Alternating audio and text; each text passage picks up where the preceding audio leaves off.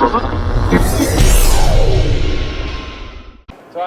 tell us about this weekend's game, mate. You're looking forward to taking on? Yeah, it's another big test for our girls. Nunawading a 5-5, knocking on the door of the 4 in the other conference. So we're sitting 5-4 and trying to chase those top 2. So it's a big challenge for us, and obviously Nunawading want to get themselves back in the 4, so they're going to be here ready to play, and we're going to have to be on our game. You must be really pleased about how you're tracking.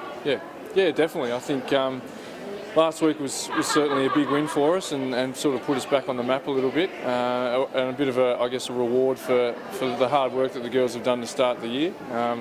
Obviously we want to capitalise on that now and keep working and I guess not get carried away with it, but we understand where we are and we've still got a lot of work to do, and realistically we want to catch those top 2 teams and have a crack at the finals. So it's These are the games you need to win, I suppose. The teams are around the same mark, so you're not fighting for that spot come the end of the season. Yeah, that's right. Yeah, I guess that's the difference between the good teams and the not so good teams. They take care of business in these type of games, so it's that's going to be the focus for us. I mean, different kind of build-up. Dandenong were obviously the top team at the time, so we had to sort of get ourselves up for that one. This one's more of a workmanlike type of approach, and we have to come in and do our job and get it done and focus on our rules. And if we do that, we'll be in good shape. You have to make any, major changes to game style or personnel in order to take that next leap to challenge those top teams, or is it steady as she goes?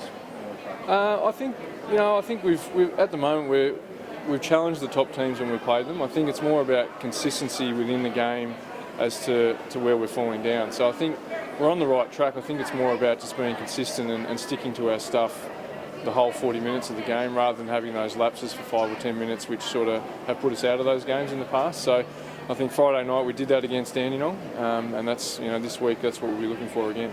And no Izzy for them? No, so she injured her shoulder playing the last game for us last year, and got to pre-season for Nunawading, and they found out that she had a broken shoulder or broken bone in her shoulder. She's basically been ruled out for the season, so didn't hit the court for them, unfortunately, so she won't be here. Nice little headache not to have, I suppose. Would have been dangerous to have. Yeah, definitely. Yeah, she can certainly play, so it's obviously dented them a little bit. I think they've made some adjustments since then, but it's less of a headache for us, absolutely. How many injuries do you guys have? Any concerns or?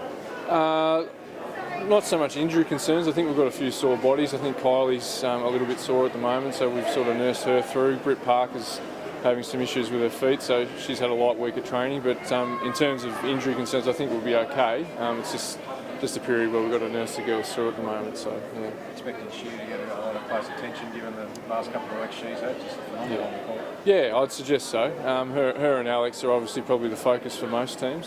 So we'll be prepared for that. I think the beauty of what we're doing so far this year is our local content's really stepped up. I think Kylie and Josie have really given us an inside presence that we haven't had before, and that's made us pretty formidable in there. And I think, to be honest, Kylie's probably having the best season of her career so far. I think Izzy Morgan and Emma Dennis and Alex Finlayson are just those bona fide sort of local players for us, bona fide Siebel players now that are really stepping up and giving us some experience and some steady hands there. And a player like Britt Parker, who stepped into the group in her first season of Siebel and playing the point guard position and has really stepped up and taken the pressure on like a pro. So it's been really good. And then you've got obviously Shana Thompson, who's probably played the best 2 games of her career over the last 2 weeks. So really happy with where we're at, and I think the hallmark of what we're doing is the local content at the moment. So What are the key areas of their game that you need to address to beat? They're pretty similar to us in terms of their size, and they're quite disciplined in terms of their offense, so they get through their stuff a lot and get the looks that they want. I think the key to us winning on Friday night is taking them out of that and trying to be a bit physical and disrupt that offense, which is something that we did really well last week. So that'll be the focus for us again on Friday night. But I guess on the flip side of that, we need to make sure that we keep running our stuff and we're looking after the ball and not giving them extra chances by turning the ball over. I think has probably been one of the things that's held us back in a couple of games this year. So if we can keep those 2 areas under control, we'll be in the game.